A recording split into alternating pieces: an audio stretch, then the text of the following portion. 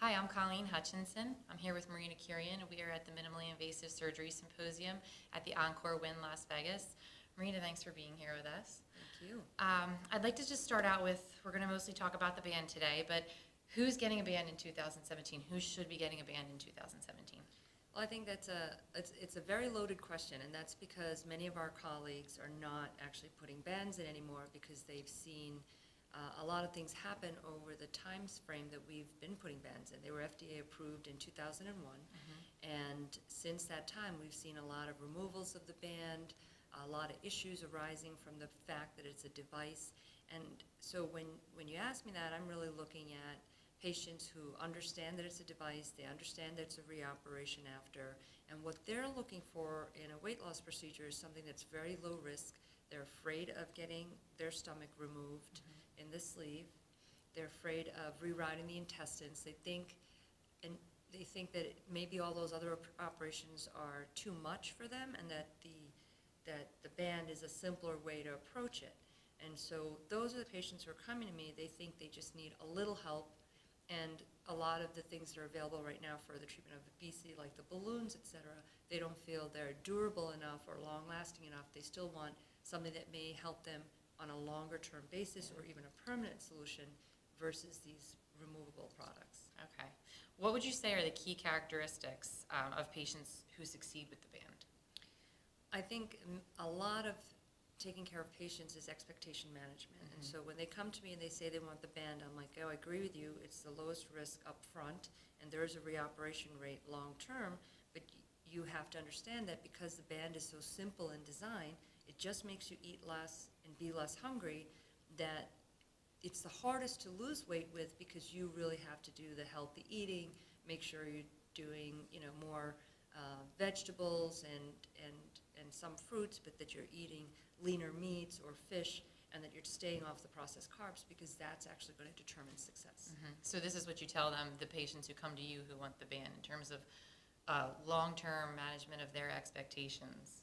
Absolutely. They have to, they know that. I think anytime you do any operation, whether it's sleeve, band, anything that you do, bypass, at some point patients think, well, maybe I'll be the one that I can eat whatever I want and still lose weight, right? It's that little voice in our head that always gives us the counterintuitive opinion. And I always tell them, I know this is going to happen to you. And they're like, no, doc, I know I need to eat healthy. I'm like, I know, okay. And then post-op, invariably, they'll come in one visit, and I'll be like, what happened? They're like, I've been eating a lot of carbs. And I'm like, well, you see? And I always tell them, this is the one thing that if the eat less of whatever you want diet was a real thing and it worked, there'd be books on it. Right. It would, there wouldn't be the problem of obesity. Right. So that's really the trick, is to get them to understand and get to that point. And I think most patients do ultimately. So with regard to patients who don't do well with the band, what do you recommend?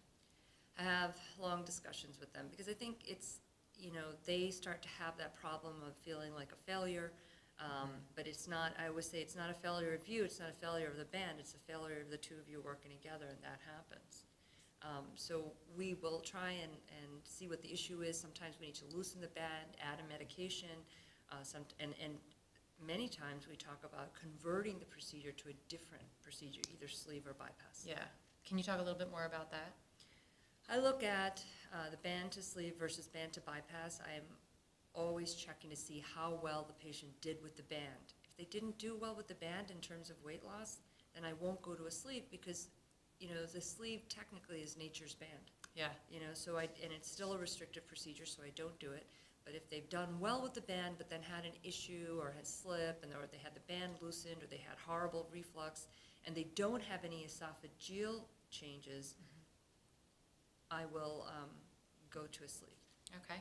Switching gears a little bit, I'd like to just see what your thoughts are in terms of decreasing complications in Roux-en-Y gastric bypass.